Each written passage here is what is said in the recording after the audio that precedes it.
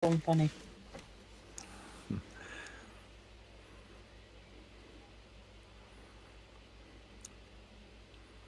All right. Ladies and gentlemen, we are live today with Carnivore Muscle Ramblings number 39. I am Jerome Armstrong, co-host of this wonderful YouTube channel brought to you by Jonathan Griffiths, the composition consultant, and our special guest, the indomitable, the incredible Sophie. Nope, looks like Sophie just disconnected for a second. Jonathan, Sophie, how are you guys?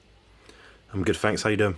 Doing Good, well. thank you. How are you? Sorry I couldn't introduce. I don't know what happened. No, my introduction on the last CMR was absolute rubbish, so I wanted to redeem myself. I appreciate you letting me take the lead and handle that introduction. Excellent. Yeah, so we're currently hosting through 3 different internet connections, so hopefully it means the bandwidth should be fine. Brought to you today in brilliant 1080p quality. Live. It's incredible. What do you think about that, Sophie?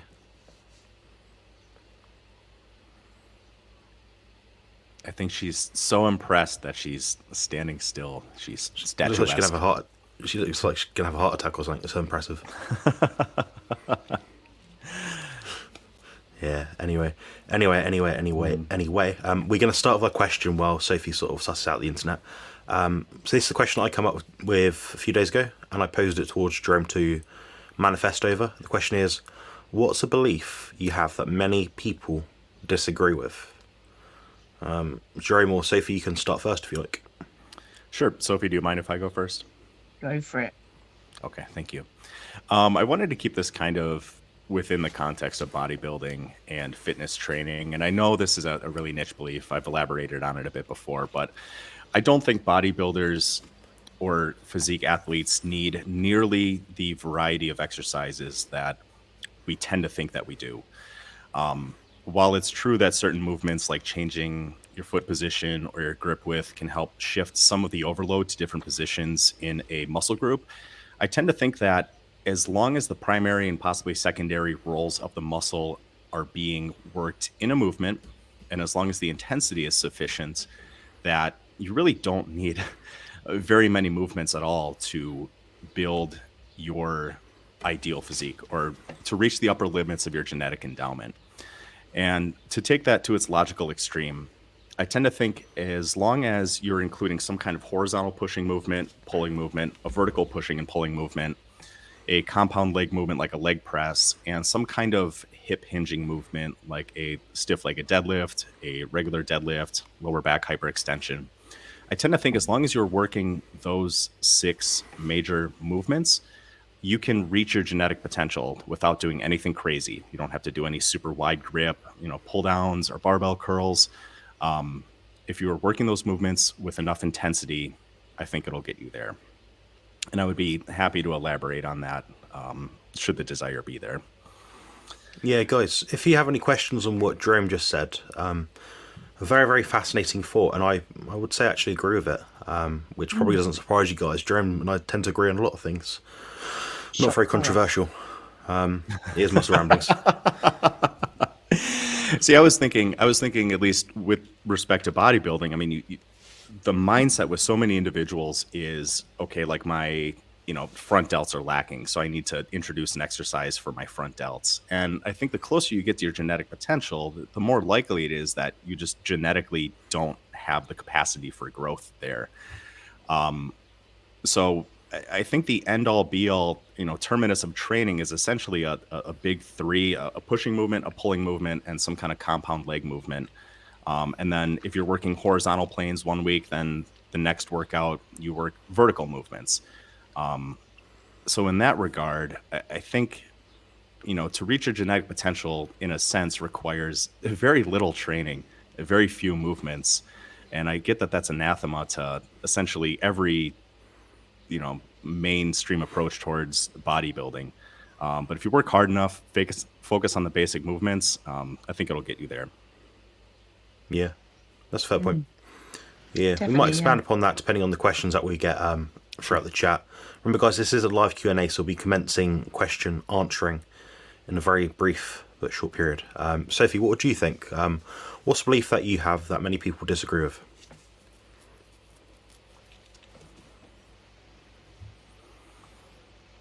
She doesn't have any beliefs. Whoop. Yeah, Sophie did. Sorry, it cut out. Okay. You went a little funny, so I didn't know what you were saying. I thought you were rambling to Jerome. My answer to the question, is that what you asked? Yes. Yeah. Okay. I don't know, like, the technical, whether there's a technical, wording for it, but I think a lot of people blame genetics for things. So, like, oh, I'm this size because of genetics, or, I'm this shape because of that. And it's like, no, you're just lazy. You can do whatever you want to do to your body. You just have to do it. There's no shortcuts. There's no, oh, this is just how I am. It's, no, you just got to put in hard work, which people don't want to do. And I think a lot of people, because they can't be bothered to put in the hard work, they blame the whole, it's just genetics, oh, my whole family are like this. No, that doesn't mean you have to be. I don't know if there's like a technical phrase for that kind of saying. I'm not quite sure, but yeah, like you create your own, what's the word? Success. Like your own path in life. Like, do you know what I mean? Yeah. Awesome. Yeah. That's fair enough. All right. You guys ready for my one? Considering I only had about an hour to think of an answer. Yeah, hit it, Donovan. I think that women are particularly women that are mothers, are the hidden superpower of the human race. They're probably the underdogs. Can you elaborate on that a bit? I could do, yeah. I think the common idea with women, especially mothers, is that they bring up a child, they pick them up, put them down, feed them, give them milk, change their nappies. That's seemingly quite a monotonous, thankless task, but ultimately it's probably the most useful task we have as a human race. If we didn't have that, if women didn't learn that over all those years, if that knowledge and that skill set didn't build up in a career over time, we wouldn't have a population of around 8 billion right now. We'd probably be somewhere in the mud, being insects or fishes or something, or a lizard maybe. I think we would have actually gone backwards. I think women have the nurturing touch and the ability to cultivate us, especially in the younger ages. And I think being a mother is very underrated as well, because we typically say that men rule the world, but oftentimes it's not absent of women within the lives of those rulers. Now, one exception to that might be King Henry VIII. He had a load of women in his life, and all of them pretty much died. So he didn't do very well there. I think those women weren't up to scratch. Maybe it's him. I don't know. Could be. But yeah. Who knows? But yeah, that's my belief. Is I think nowadays, whenever I enter a situation with a man versus a woman, I think when a woman starts speaking, the woman's ideas are often put to the sideline, and it's. I kind of feel that I have a sixth sense sometimes about these sort of things. I can kind of get a gist of it, and I think it's not quite the right case. I think there's qualities that are innate in both men and women, which are both required and needed. So that's my belief. I appreciate you letting me put you on the spot with that. That was thank you for fleshing that out a bit. Oh yeah. Couldn't agree more to it. As a woman myself, couldn't agree more. Yeah, I think men are pretty good as well. They're probably equally as good. Men are pretty good. And I think I'm not sexist in any way. And I think there are times where it's a man is better than a woman at something, but then a woman is better than a man at something. So like men are typically, with the exception of some fantastic women, men are stronger than women.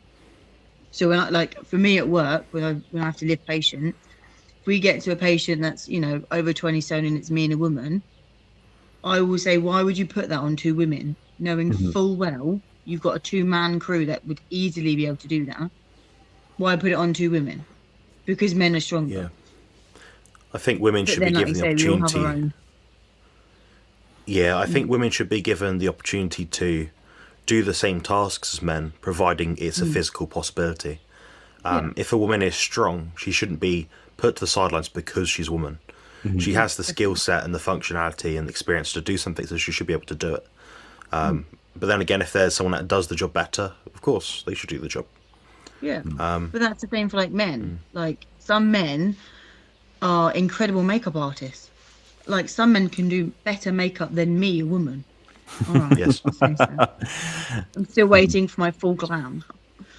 And I think they're either labelled gay because they're doing makeup, which some of them probably aren't, or it's all, oh, that's too feminine job, you can't do that, you're not a woman. Why? He's fucking better than me and I am a woman. You do my makeup, mate. Do you know what I mean? So I think it works both ways. Definitely. Yeah. Excellent. I'm going to get into the chat now and see what people are rambling about. Good on. So we've got Rick. Yesterday was a long day of carnival videos. Yes, it was. I've done quite a few videos recently. I did Bart's on Saturday. I did something yesterday for half an hour. I did something today. So, pretty good.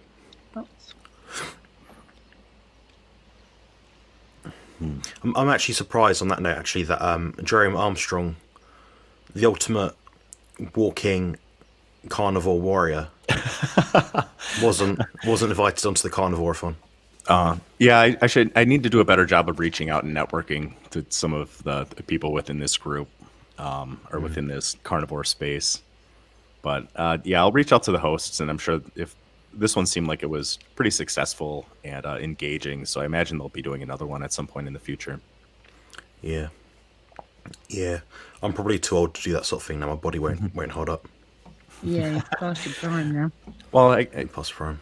could see you not going for 24 hours, but as as an interviewee who hops on for 30 to 60 minutes, I seem to be plenty capable. Yeah, I'm pretty good at talking about stuff sometimes. Pretty good at rambling. Yeah. Yeah, so we got Ben. Thanks for joining us, Ben. Nice to see you. Killdozer 9000. I can't believe it has been a week since your last live stream. Time went by really fast. Yeah, it does a bit, doesn't it? Sophie and I have been quite busy the last week. I've had a few days myself where I've had to rest a lot, and Sophie's been busy doing other things. But yeah, it whizzes by sometimes, honestly, guys. Don't. It's one of my highlights of the week is the opportunity to speak to Jerome Armstrong and Sophie, ideally in tandem. Thank you. I feel the same way. And trust me, Jonathan, Sophie, the older you guys get, the faster the time goes. So enjoy it while it's still relatively slower. Well, apparently, as soon as I hit 30, I'm going to be a hormonal crazy bitch, probably. And I'm like, I'm already there, mate. So just ask me partner. Yeah, Apparently so it goes downhill. Claire's kindly offered us €2. Thank you very much, Claire. Appreciate that. Thank you very much, Claire. I'll Thank put you that for in the, Sophie's birthday wish. pocketbook. Yes. What's the word? Piggy bank. Little eggs. One in there. Thank you for the birthday wish. Claire and I will be collaborating soon behind the scenes to provide you with one of the ultimate composition consultant backstage software implementation practice talks. Fantastic. I'm going to show her how to use OBS. Yeah. How's Big Nev? How's it going? And yes, you must hit the like button. It is essential. It is. We've really pushed the quality up on these streams, guys, so I really hope it's helpful. Oh. There we go. She's back. Yeah. I don't know how it's me though. Yeah, by the way, guys, what I'm going to do, so I'm going to try and get through these messages quickly on the screen. I'm going to crop up the segment that I'm on in the live that I did yesterday, so you can watch it and share it out as you please. It's just me talking about how to set macros, a little bit about transitioning to the diet, a little bit about how many meals to have, how to set protein intake, a bit of personal stuff about my spine. Hopefully you guys will find that useful. So yeah, should get a few clicks. Should be enjoyable. Yes, sorry Rick, the stream was delayed today. We had some issues backstage where some of the participants were not quite up to scratch and decided to go about their own ways, underperforming and under-delivering in terms of the time allocation that they had to offer me today. Apologies for that.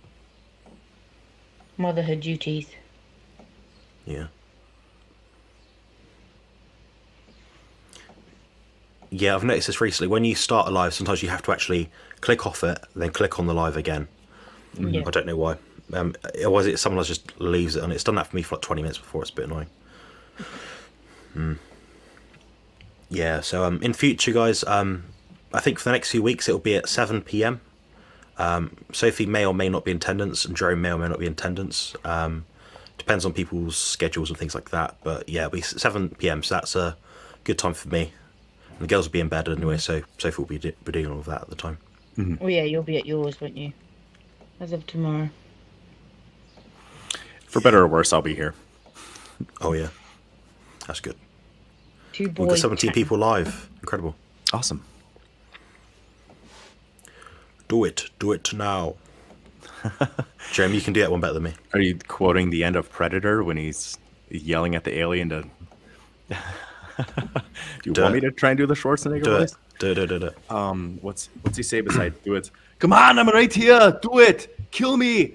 Come on. I love that. That'd be a good gif. For us, lovely. Yeah, thank you. That'll be what I play at the end of these when no one sends in super chats. Or donates to my charity fundraising. True.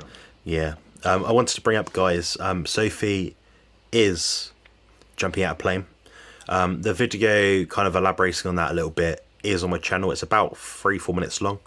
The link is below the description of that video, but Sophie may be able to post it on this one. Yeah, I'll put it in the comments in this one. Yeah, so the money does go to charity. It's not being swindled away. The money literally goes from your bank balance, which you're paying by that sort of method, into the Just Giving page, which is then giving directly in whole to the hospice that it will be helping to fund in terms of charity and money. And if So you click gift aid, they get an extra 25% of your donation. yes, it's worth From the worth doing. Any amount is acceptable and is accepted and is appreciated. Just a quick shout out to Zbigniew and I believe Claire. They have kindly donated something like 10, 15, maybe 20 euros each. So that is very much appreciated. It is going to a very worthy cause. So thank you for that. Yeah.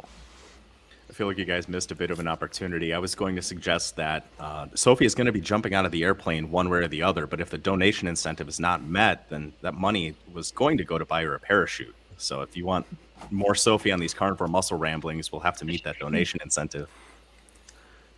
Yeah, if you don't want me to fall 3 miles from the sky without a parachute, please donate so I can buy one.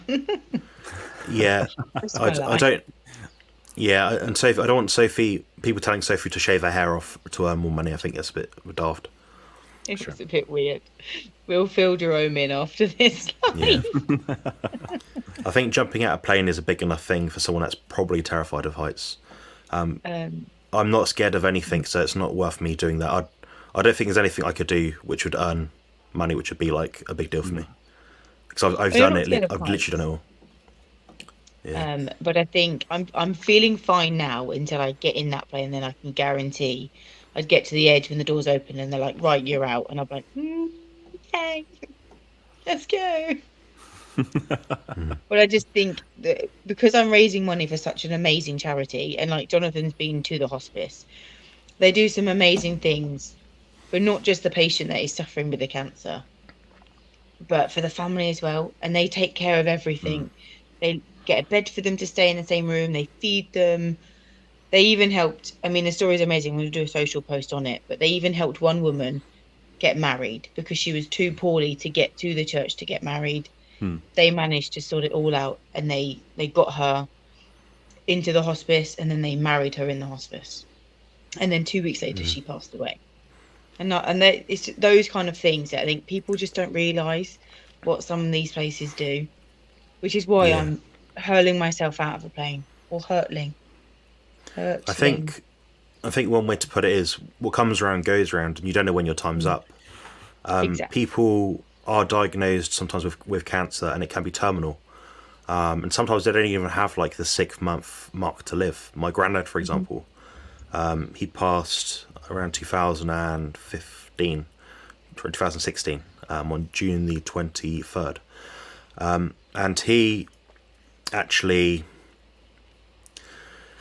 he had a lot of cancer in his body, and it spread very quickly. It wasn't something that could be healed or sorted out. He had it. Fortunately, when he was in care, he had good care for the most part. And he was in a hospital setting. But some people, maybe they're not there, maybe they're in a hospice, a palliative care ward. Between, I think, the years of maybe, I want to say something like 2011 to 2015, something like that, I did volunteering at a palliative care ward. It's about 4 years. And that was a Macmillan local charity sort of thing. And I saw firsthand where the money would go, because I'd actually see the tin where the money would go from people that do skydives and charity jumps and all these sort of things. And I'd see, okay, well, they've bought them, I don't know, these games or something, or this new television in the day centre, this new equipment to do some painting with. Things which seem like very, day-to-day, bit mundane sort of thing. But when you're at the end of your days, it's very helpful. The fact that you have that time, that care, that someone else is kind of with you in a sense. Sometimes these people don't have the money to actually travel to see their patient, the person that they are related to, their loved one. I remember I had quite an old memory where this one lady, she didn't have her husband nearby, so he couldn't make many visits. Him getting there involved taxis and buses and all sorts of things to get there. He didn't have much money, and he didn't have a means to get there other than that. Fortunately, there's like a travel bus which was, to carry people around, and that's the sort of thing the money will go to. So it means that people that are living and people that won't be living will both have the benefit.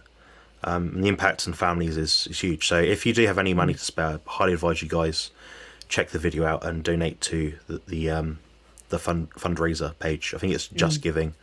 But Just Sophie Giving, has I'll that put in the the link video, in the which is comments, feedback. and Yeah, we'll you'll do that. pin it as well. But yeah, I mean, I think the statistics is like 1 in 2 people will get cancer. So it will somehow affect you, whether it's you Yeah, so I personally get it wasn't. or I was just somebody. Yeah, sorry, I was just laughing because Jerome had to go for a wee.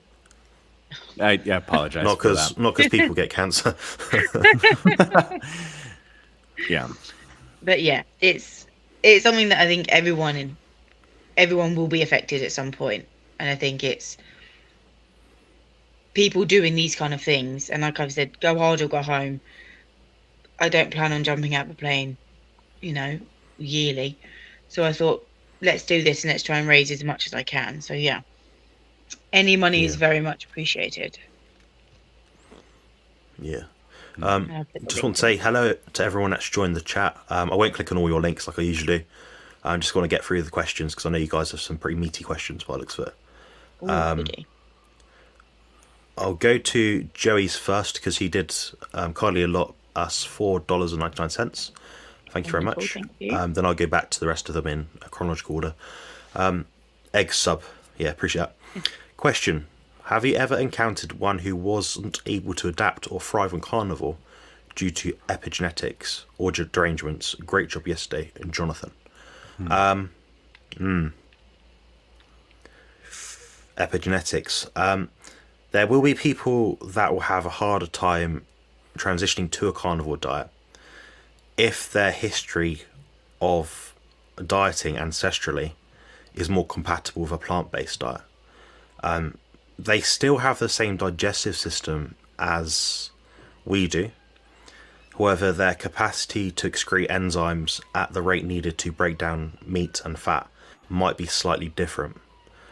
From my learnings from Bart K, Professor Bart K, to my understanding, it's quite a slim margin. There is a margin, and there are people that thrive versus just survive on different food types. For example, some people need more eggs, some people need more fish, more omega-3. Some people maybe just more seafood in general. Some people do better with dairy, of course, because some people are allergic. But in terms of adapting, no, I don't see people having that issue. I think the biggest issue people have is if they're loading their body up with toxins for 10, 20, 30, 40, 50 years over their lifespan, that will mean the adaptation phase, the transition, will take a bit longer. They may suffer more side effects as a result of starting the diet. But one thing we can guarantee is that their health would be better as a result of it. So that's kind of my stance on it. What do you think, guys? Sophie, do you want to go or should I? I mean, mine's probably not going to be as long as yours. I think if people transition too quickly, they don't adapt very well. Their body doesn't adapt very well. So then they think it's not for them, which is why we recommend maybe going keto. And then, you gradually do it over like 6 to 8 weeks instead of jumping straight from what you are now to carnivore, because then it gives your body time to adapt. And then you shouldn't encounter any kind of issues when it goes to jumping on carnivore. I think that's what people may do, is they may go too fast and then their body just doesn't know what to do. Then they think, oh, it's not for me, and then just revert back. Yeah, I agree. I tend to think most of the issues are in transitioning from whatever someone's original diet was into a carnivorous diet. But the longer I do carnivore, I've noticed that even being really, really strict carnivore, if I'm used to a certain macronutrient ratio, and then if I swing it too hard in the other direction, if I'm 80% fat, 20% protein, and then I swing it maybe closer to like 60-40, the extra influx of protein, or the other way, the extra influx of fat, will cause some kind of GI distress for me acutely, and it can affect how I sleep a little bit. So especially someone making a massive change of their diet, I mean, it should probably, for some people, it might take 6+ months of being consistent and really gradual, and then staying carnivore for long enough before they can really start to feel good. Unfortunately, for those small number of people, the vast majority of people that go on a carnivore diet feel pretty good pretty early on. So it can be really disconcerting for those who are still struggling to adapt when they see everybody else having success and they feel like they're just not there and they don't know why. I think all three of us actually are probably in a number of carnivore groups on Facebook, and every once in a while we see a question like this where someone's been strict carnivore for a year, but they're coming from standard Western diet and they're still struggling with some issues. And there's a lot that can go into that. But I'm inclined to believe what Jonathan and Sophie say, that, human beings are 99.9+% genetically identical. And because of that, there is an ideal human diet, and there is a species appropriate diet, and that is carnivore. Sick. Yeah. I spoke to a guy today about transitioning to the carnivore diet. I initially said to him, do it perhaps over 8 weeks. He told me he's eating a bro sort of diet, so chicken and rice, that sort of thing. Then he told me later on, when you're consulting with people, you have to be responsible, not just get blanket answers from them. You have to dig further and further and further, try and extract all the information you can out of them. Not because they're trying to deceive you or they're not being honest. The thing is, people don't know how much to tell you. So I then asked him, well, okay, how much spinach were you eating before? How much vegetables? And he's like, yeah, I just pretty much eat meat and rice. I was like, okay, completely fine. So your transition might not take 8 weeks if you're trying to reduce the symptoms of oxalate dumping. However, you might be able to do it a bit quicker. So my general guideline for replacing carbs with fat was slightly higher for him than the average person. He is also a young guy, so for him, the transition phase would not be a significant kind of thing, I gave him some guidelines and training and stuff as well, and he loved it, and he thought it was great value for money, so very helpful. Right, so I'm going to get to the next question from Ben. Do you believe liver is necessary or on a strict carnivore diet to cover any potential nutrient deficiencies? Sophie, when was the last time you ate liver? I don't think I've had liver my whole carnival journey. How long have you been carnivore? A year, a Okay. few days. And then before carnival, I don't even remember the last time I've had liver. Don't lie to you. Years. Hmm. And I'm not deficient in anything except for sleep. But that's not food related. That's kids related. Oh yeah. What about you, Jerome? I Liver? haven't had liver in probably 3 years. Been carnivore for 5 years. The second it stopped being appetizing and it started to just be like, this really doesn't taste good, I don't want it, I just refuse to force myself to eat it at that point. Yeah. Yeah, I mean, my standpoint is if you follow your hunger signals, you can't go too wrong. For myself, if I did a diet strictly of beef, like some people propose, I start to get heart palpitations. My theory is that I belong to the 24% subset of people with the genetic polymorphism, which means that I cannot hold on to calcium within the body as well as other people, which means I have to have some dietary source of it on a constant stream to some degree in order to make sure I've got enough calcium in the body. That's to feel optimal. I mean, could I survive on just beef? Yes. Would I feel good? No. Did I try it? Yes. Did I feel good? No. So if you don't feel good doing something, don't do it. And the same applies to when you're taking in liver. If a liver to you tastes odd, metallic, first of all, check your sourcing, where you're getting your meat from. Sometimes people can have good or bad liver, I hear. I've had liver before, and at times I have enjoyed it. At one point, I had it for about maybe 1 to 2 months straight, and had about an ounce a day. After that point, I got fed up of eating it, and I have not eaten it since, to my memory. Maybe once. So yeah, I don't think it's necessary to cover any bases. Some people might find it useful at the start if they have a deficiency that is identified through enough symptomatic markers or a sufficient blood test. I would not look at things like hair analysis to identify if you are or are not deficient in minerals and vitamins. It's not a gold standard way of testing. So yeah, bottom line for that is you can have it, but don't have a lot. Do you need to have it? No. In which case that some people want to cover bases, I might suggest something like eggs. There's less risk of vitamin A toxicity. There aren't any toxicity case studies that I'm aware of from eating the animals that we typically eat. But if for some rare reason you're in the Arctic and you're eating polar bear liver, that will have a shit ton of vitamin A, and that could kill you. I think by the point you've had enough, your body will tell you. You'll get headaches, and the thought of the food and the taste of the food will repulse you. So that's kind of my very, very, very, very, very short and succinct answer on liver on the carnivore diet. Just to add to that point, if you're to look at the weight of liver in regards to the yield of meat in total from an animal, for example, a cow, it might make up maybe 2 to 5%. So your diet should never, ever, ever be more than 2 to 5%, and by nutrient value coming from liver. That's kind of my thought on it anyway. But yeah.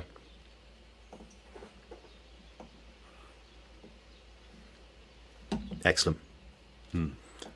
I just want to give a quick shout out to Sheena, who supported me live yesterday on my channel, leaving some kind messages and stuff like that, which is always very helpful. And I do appreciate it, and it's nice to get notoriety and appreciation very, very occasionally, but not too often because I'll blush.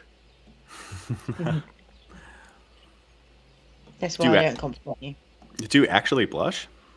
I think I have once, Sometimes. yeah. Okay, so you seem so stoic to me most of the time that I almost find that hard to believe. Yeah. He will deflect a compliment, or he'll just flip it back. Like I gave him one today at work. He's like, "No, you," and I'm like, Yeah. "No, you." That might just be Yeah. the man or whatever. Who knows? I think I'm a bit like Jerome. I'm highly intrinsically motivated, so people can say to me the greatest compliment ever, but it doesn't really mean much. My ability to impact other people and help other people and succeed in my own goals is more meaningful to myself at the moment. But that may change depending on the situation. But yeah, that's kind of how I am. It's not that I'm not appreciative of different compliments, but you know. I just do you love think, a Jerome? compliment. I can't I name was them, but I just love just going to say that me and Jonathan are emotionally dead inside, and it takes a lot for either one of us to blush. Yeah. Oh, just to Well, update you guys, challenge for me. I've blocked I think 3 people from my channel this last week. So thank you for your attendance and not being mean to me. Yeah, that's the one we're off somewhere. Yeah. I'm one of those people. I just have to get them. It's just the way it is. The way I am. The way my persona is. I attract trolls apparently. Yeah, women have the advantage of reading emotions. I'm remembering where to put things. Yeah. So I don't know how I remember things, because some things I have no memory of. But then other things, Jonathan would say, "Where's this?" And I'll be like, "So third drawer down, look to the left," and I'll just know. It's weird. Okay. I'm going to skip for a little bit and get to the ones with Q. So if your question has a Q in front of it, I'm going to get to it. So Carsten Borman, thank you for joining us. Question: sugar, insulin, 30-minute spike worse than complex carbs released over 3 hours without the spike? I don't eat carbs, but talk about it with people. That's a good question, and I've got a very good answer. Jerome, what do you think? I'd like to hear your answer first. I'm a little not confused on the question, but I want to hear you suss it out, so make sure that we're reading it I'll the suss same out way. the question and give you the opportunity to answer it based on my rewording. So he's wondering that you can consume either simple carbohydrates such as sugar tablets or something, or you can have like a potato or maybe some other starch. He's saying, what is worse, the net impact on your blood from the complex carbs over 3 hours, which might be X amount, or the spike that would be from a quick sugar source? I tend to think it's probably the area under the curve that really matters most. So if you were to track time on the x-axis and blood sugar on the y-axis, simple carbs will give you a pretty big bump, but not for long, because insulin hits it, shunts it in the muscles, the liver, and then your adipocytes. And then complex carbs, you get less of a bump, but it'll be far more gradual. So what really matters is the total amount of space, if you were to integrate those curves, to figure out how long your blood sugar would be elevated, because that's essentially the time and capacity with which glycation could occur. In general, if all other factors being equal, I would say it's just the total area under the curve. That's a fairly good answer. I'm Jerome's looking, like, you what? I'm looking forward to the further details that you provide. Yeah, Sophie, what do you think? Quick sugars or slow sugars? What's worse for you? Probably about the same. It's probably like, what's heavier, a ton of bricks or a ton of feathers? Surely the spike is a spike, whether it's quick or long. Yeah. I think it is a very fair question. It's one which is helpful to answer. I completely agree with what Jerome said, funny enough.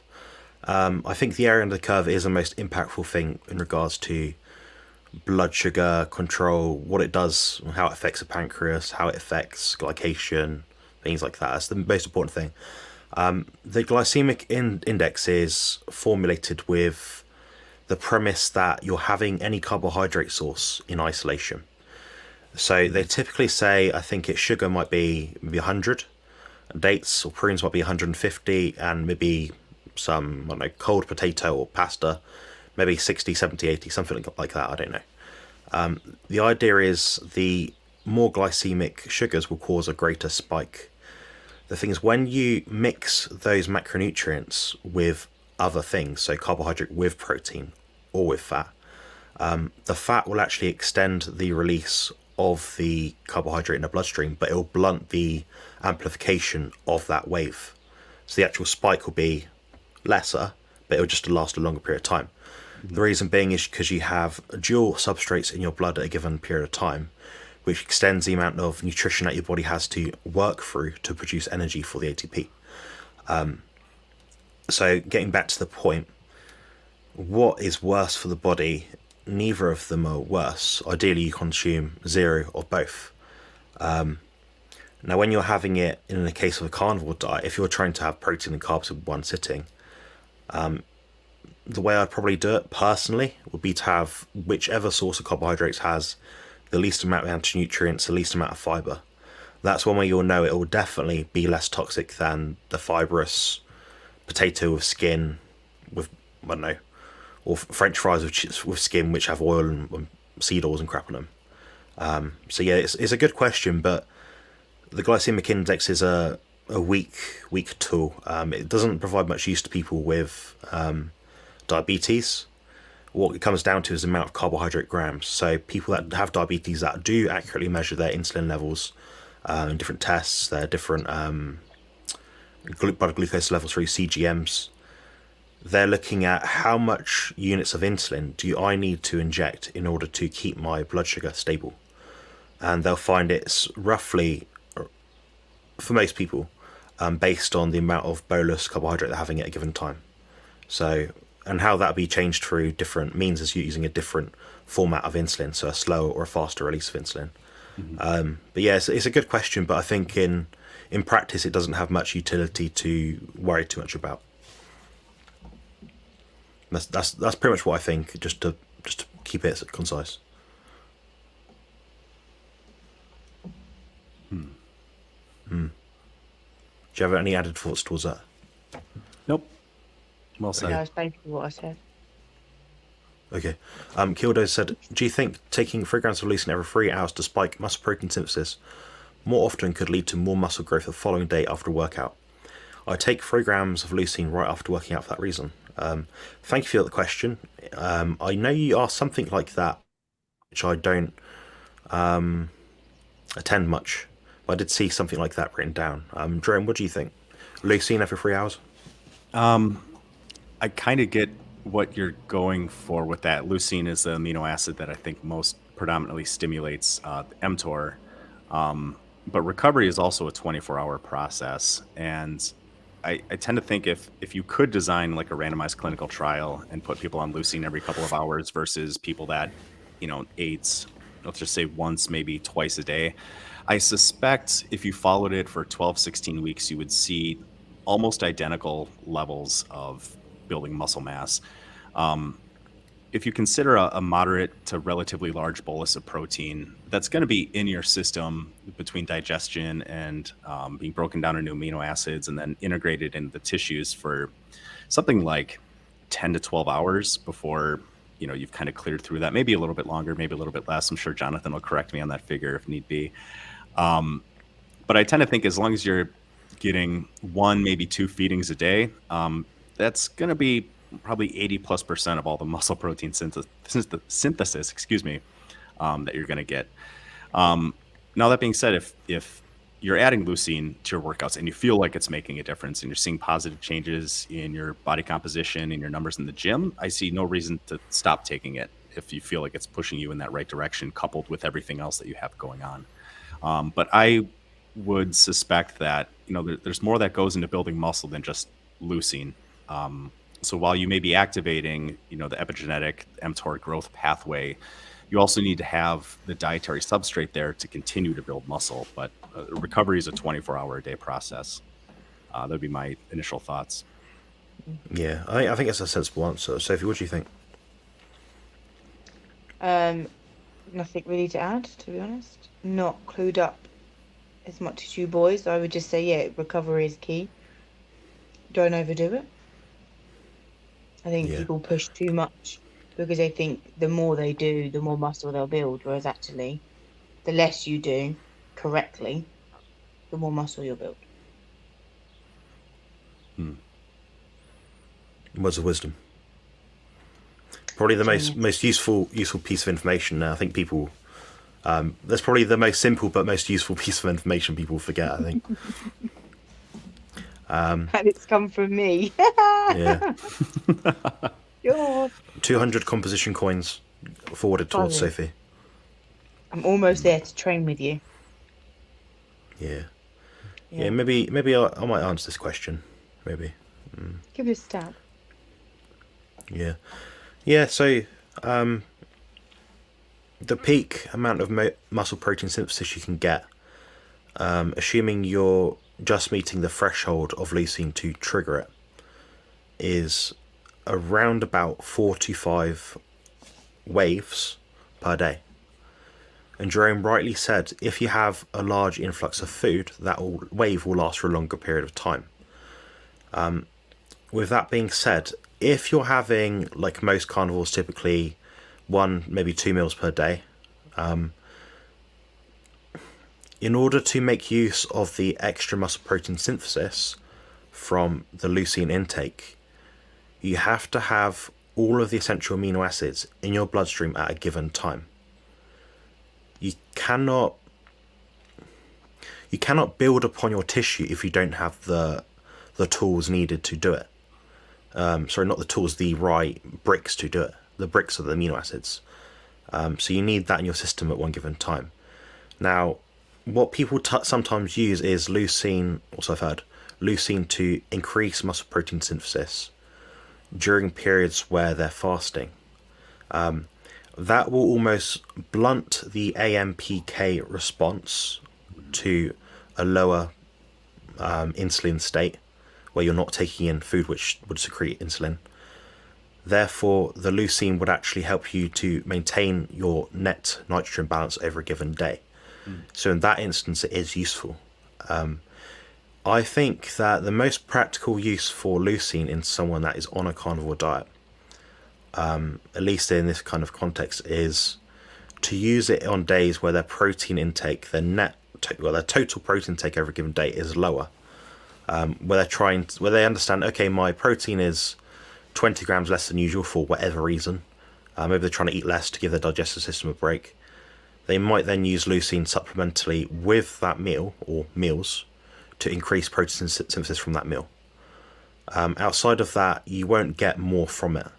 It caps out, and like I said, you need the essential amino acids in your bloodstream at a given time.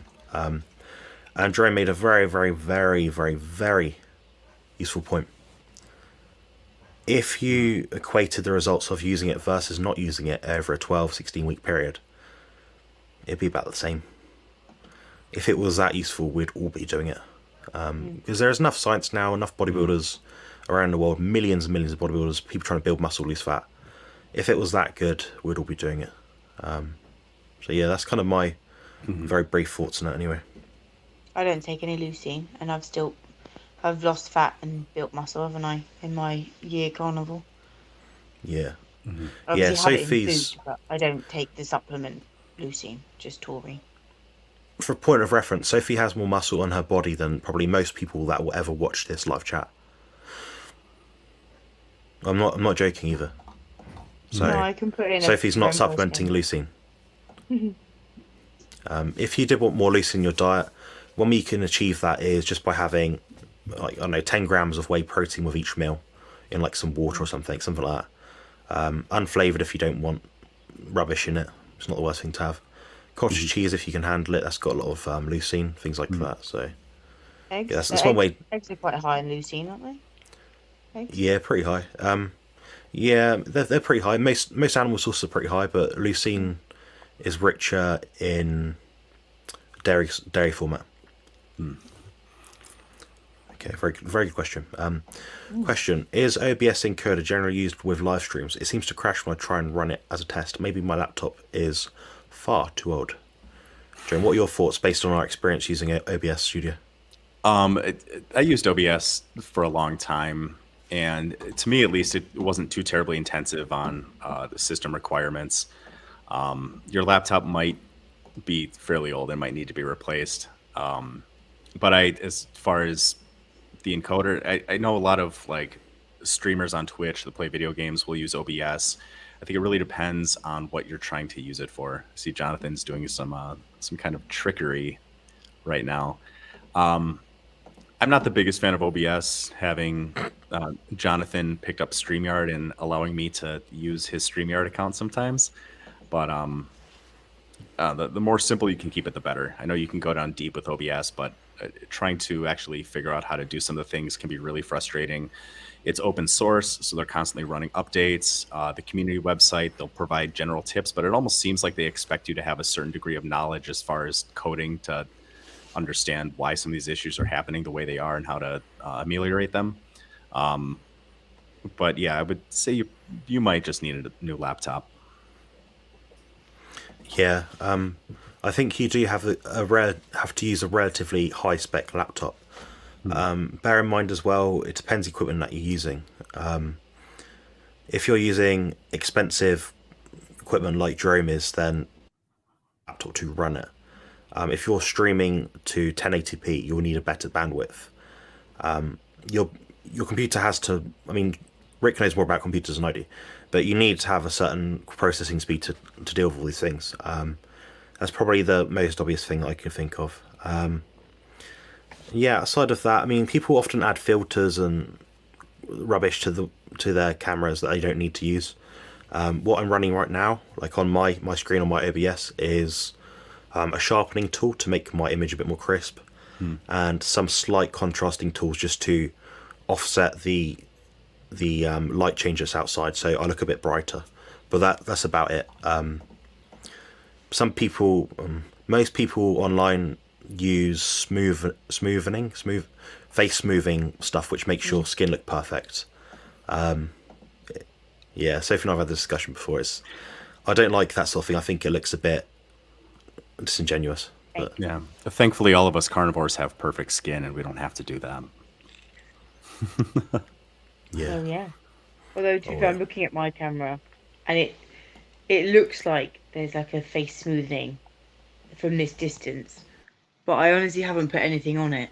But unless I just got a really good bloody camera, but it looks like there's a smoothing filter. But I don't even know how to. I'm really not very good at yeah. technology. It's the lighting for Sophie's, because it's got that warm lighting. Yeah. Very good question. Carnival Muscle Rumblings, OBS edition. Technical. Today's workout was pull day. At the end of the workout, I decided to go lightweight but slow movements. Hamstrings and biceps were on fire, more than they normally are using heavy sets. Felt good. Excellent. Now imagine if you did really slow.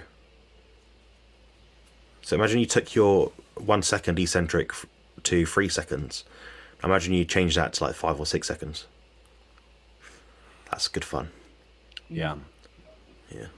Mike, it might be interesting to look at sliding filament theory and its implications with the force velocity curve. And certainly past a certain point, going like really, really, really, really slow isn't advantageous. I don't think there's a big difference between going 3 or 4 seconds in each direction versus like 10 to 12 seconds in each direction. But in short, the slower you move, you still have the same amount of cross bridging that happens in the myofibrils, but you have more contractile units actually generating a power stroke when you're moving at lower velocities. And if you look at the force velocity curve, lifting faster, you get far less muscle torque. So if you're trying to fatigue the muscles using weights to make them bigger and stronger, in general, you want to move relatively slow. Sophie, what do you think? Do you think that's good advice? Yeah, I do indeed. I could see in his video that he was counting. I could see his lips moving, counting your seconds as you were doing your video that you put on our group. Oh my! No, I wasn't. I wasn't counting at all. I was trying to. I try and move as slow as possible in each direction to where it's not a series of starts and stops, and have real gradual introductions of force and a real gradual releasing of force at the end of the set. So I know some people in the kind of hit camp that I come from will use a metronome and try and time the reps to a certain cadence to standardize it. But I just try and move relatively slowly. And I was probably thinking how much that burn was starting to irritate me and how I just wanted that set to be over. I just get confused with counting the seconds and then counting the reps. I get all muddled up. Gotcha. Yeah, I don't. I used to try and standardize to a certain cadence, but really, I mean, as long as your changes of direction are slow, and as long as you're maintaining tension on the muscle, I really don't think it's any more advantageous, aside from maybe your ability to control the weight in going super, super slow versus anywhere from 2 to 5 seconds in each direction. The most important thing is just controlling the weight. Yeah, definitely.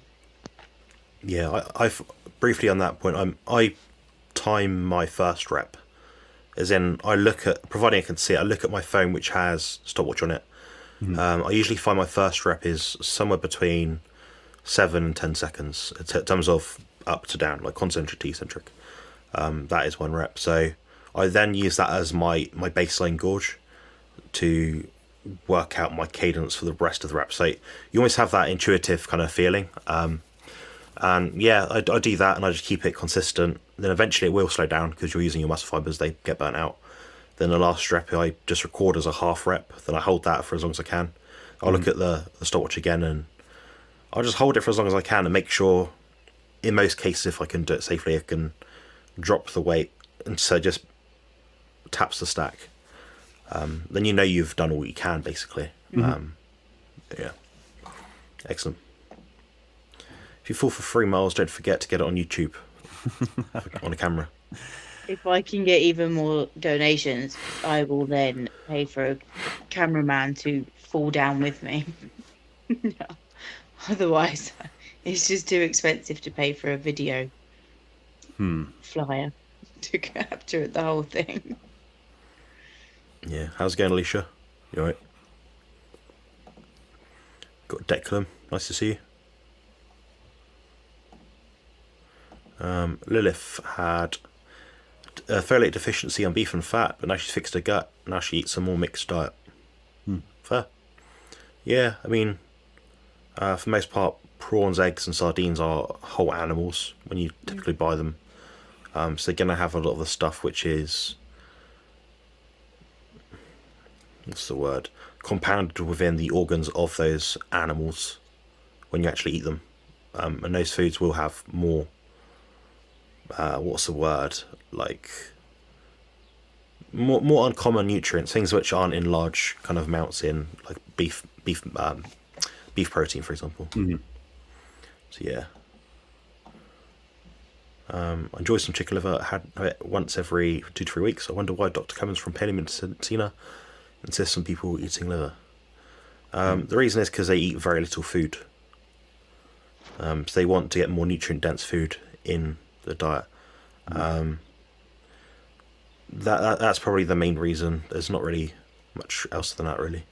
Well, they also don't eat any like processed fat, I believe. So they wouldn't have like butter or tallow or ghee. They would have actual like chunks of animal fat as part of the Paleo Medicina protocol. Sophie, we met Sophia Clemens. We did, indeed, in Sheffield. Does she look like a picture of health to you? She did. Yeah, I thought so. I thought that was quite interesting because if someone's following or preaches a diet which is a bit weird, you know, it is a bit weird. I mean, a diet consisting mostly of organs and fat.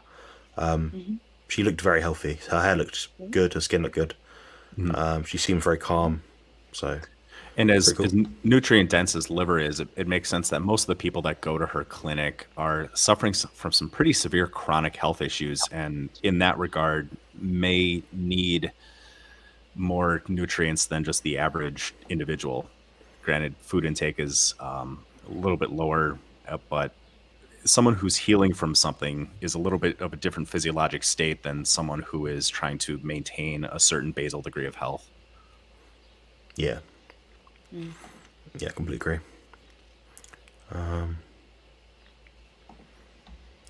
Question: why do many people hate sardines? Is it from condition or something genetic? They're fishy, they're gross. I tend to, most people I say that you bring up sardines to, and they're like, they seem kind of turned off or grossed out by it. I'll often ask them, have you ever tried sardines? And most of them will say no. I think we're just, we picture these little fish. Sometimes they have skin on, sometimes they don't. And I think it's like liver in a lot of sense. It just doesn't necessarily seem that palatable, or there's some kind of social stigma around it that turns people off to it. But if you actually get people to try sardines, they're pretty tasty. It's the smell. that gets me. Hmm. I can't. They just stink. Jonathan has sardines and mackerel and no. I didn't I get eat all the sardines the naughty other day, foods. and I could just smell it when he opened the can, and I wasn't even in the same room, and I was like, no, and that makes me not want to try it because it just smells too fishy, and I'm not the most fish, like not the best fish lover as it is. Hmm. So if it smells really fishy, I don't even want to try. Hmm. Yeah, I mean, I think there is an epigenetic factor that comes into it. People further along their carnivore journey may benefit from extra omega-3, or they might also not benefit from it. It depends what their body is doing in regards to omega-3 to omega-6 balance in the body. The goal with omega-3 to omega-6 isn't necessarily to get it to a certain level. It's to get it to a level in ratio which is optimal for your body. You need omega-6 to provide inflammatory factors to your body to heal and repair, and you need omega-3 to work as an anti-inflammatory. Omega-3 will also help with brain function, digestive health, funnily enough, help to reduce the issues with gut permeability. I said brain function, didn't I? I can't remember. But yeah, those sort of things. So you do need omega-3 and omega-6. And some people just have a different requirement to others. People like myself on the autistic spectrum seem to have a higher requirement. People like myself and Thomas Clark, who runs the YouTube channel Meat to Mosaic, we eat typically more fish than most people. We seem to find that helps us. But on that same token, I think if you eat it chronically, you'll eventually lose taste for it. The same thing with myself for eggs. I couldn't eat eggs for a little while. Like I had maybe one or two a day. Before that, I was on like 8 to 10 a day. So your taste buds change all the time. Your nutrient requirements change all the time. If you're very stressed, you'll lose more B vitamins. If your gut has more permeability, perhaps you're on different medications, your stomach lining is less strong, so to speak. Then yeah, maybe you've got leaky gut. And maybe you need to actually have more food. Maybe you need something to help repair that gut lining. So different nutrients required at different times. And I think there is a very strong genetic, epigenetic, cultural, and also situational requirement for changes within diet. I think your taste buds change every 21 days. Like 21 to 25 days they change. Yeah, it's based on your gut microbiome and what's in your mouth, isn't it, Jerome? I think so. Yes. Okay. I heard that figure. I don't know whether it's correct, but I would just remember somebody saying every 21 days your taste buds change. You may want to look it up whether it's actual factual. I don't know, but I think that sounds accurate. That does sound accurate. I think it's every 3 weeks. The villi like substance tissue, whatever it is, on your tongue changes, something like that. I seem to remember reading it, but I'm not sure either. I think it's true. I think Bart K has touched on it in a live stream from long ago. I think he said some carnivores are experiencing, or he was speculating that their red blood cells are living a little bit longer. And that could certainly have some nutritional output. But what's the lifespan of an average red blood cell? Like 90 to 120 days, I think. That's correct. I think he was speculating with some people with like higher HbA1cs might be having longer living red blood cells, which could be impacting that number a little bit. Yeah, the thing about HbA1c is you just don't want it creeping up. You want it at a level that's... I mean, it's a marker of what's happening in your body. It doesn't tell you about symptoms, of course. So, I mean, my HbA1c has gone down by, I believe it was, I want to say about 10 units, 10 points. So it was 42, now it's 32. So whatever that is internationally, I'm not sure. Sophie's also went down roughly, I think, the same sort of percent, maybe 5, 10 units, whatever it was. So, yeah. I mean, Sophie's not less healthy now than she was a year ago. She's definitely healthier. So, in her case, yes, it's indicated to be helpful for her. But yeah, these markers are bizarre. I did want to do a video one day on blood tests and blood markers, but there's too much to go into. I think it would also be out of my depth. I think it'd raise more questions than it answers, I think. I wouldn't want to have someone hear it or listen to it and think, oh, that applies to me. But then you find out they have this situation going on. Right. Then maybe it doesn't apply to them. I don't want to be caught in that crossfire, basically. So. Well, it's so highly individualized that even if, like, you and I did a video analyzing my blood work going into this contest, it wouldn't be applicable in any sense to anybody else. It'd be one snapshot of one moment in time where my body was at when that blood was taken. And certain markers could be radically different, a few hours later. Yeah. Just before you start on this one, I am going to say goodbye now because I'm just going to sort bits out before heading to bed. So I shall let you chaps continue, and I'll put that link for the fundraising in the comments as well. Awesome. It's great seeing you, Thank Sophie. you. Nice to see you, Sophie. I'll see you in a bit as well. See you later. I'll see you in a bit, yeah. Bye. Bye-bye. She's gone. All right, now the fun. Now the fun begins. Yeah. Okay. If we do eat carbs that give us a spike, but only once in a great while, opposed to often, when would organ or arterial damage occur? The damage would occur immediately, depending on the spike. Is a kind of how long is a piece of string. Your ability to recover from that damage may exceed the infliction or infringement itself in that singular moment of time. I would go by what works for you, as vague as that sounds. If you're going to do it, have something you enjoy, make the most of it, make it a social event. Don't just do it because someone told you because it's good for metabolic flexibility or something. That's a bullshit. Yeah, that's pretty much it. I can't really give a solid answer to that one. It's going to be varied from person to person, and you're right. If your blood sugar is elevated, then it's safe to say that some degree of glycation is happening. But as far as how much and how often would contribute towards organ and arterial damage, it's so genetically determined. I mean, when we think about the number of people that eat a standard Western diet and are essentially chronically inflamed, and the vast majority of people experience some kind of chronic health condition, but there are people that eat garbage their entire lives and are perfectly fine. So when those situations come up, birthdays, holidays, that's something that you're going to have to figure out if you want to just kind of eat more conventionally normal, or whether you want to stick to your carnivore diet in that moment and how your body is going to react. But you'll figure these things out over time with what makes you feel best and how you can best kind of strike that balance between staying on plan, but also just kind of living a normal life. Yeah. And one thing as well is you can have some kind of inflammatory response in the acute phase. Jerome and I actually spoke about this maybe 10.5 to 12 weeks ago, roughly. We were talking about how different carb sources or foods impact us after the fact. I think I said something like, if I have a bag of Skittles, I'll feel a bit sluggish, might have some inflammation around my eyes for about a day. If I equated that to carbohydrates in the same grammages through a roast dinner, so roast potatoes, Brussels sprouts, stuff like that, it might be 2 to 3 days. So it does seem to be not just the carbohydrate itself, but the other toxins within. Yeah.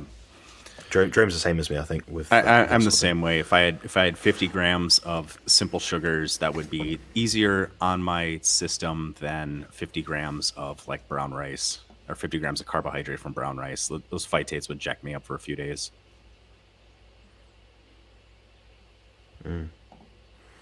Fair. Oh,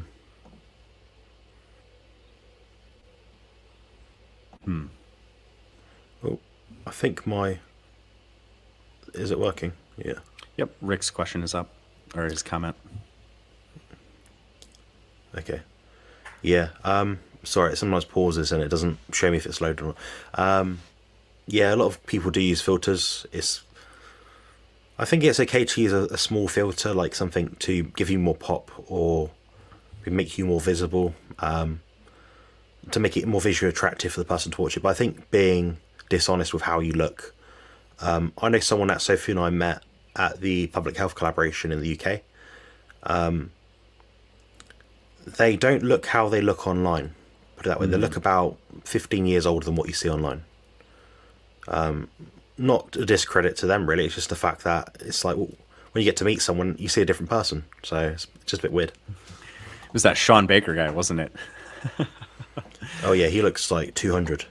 Now he looks pretty young, to be fair. I'd say he looks younger than 56. Yeah, I'm teasing. Definitely. There's not many people in the world that make Jonathan look small, but Sean Baker's a monster. Yeah. Maybe his little baby. Oh yeah. Right.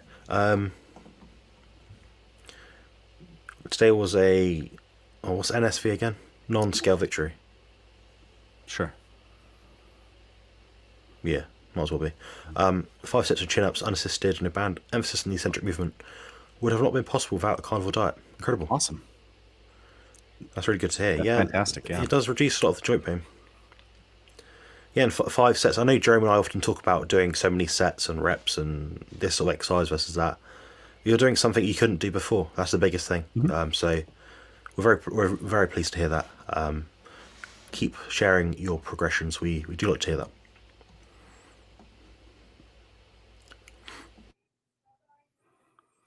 Whoop. Okay. We're good. Jeremy, you might have to take over the comments. The clicking duty, sure. Oh, geez, we're all the way up here. Okay. Mike, correctly. Yeah, I haven't got much pace today. Awesome job, Susie.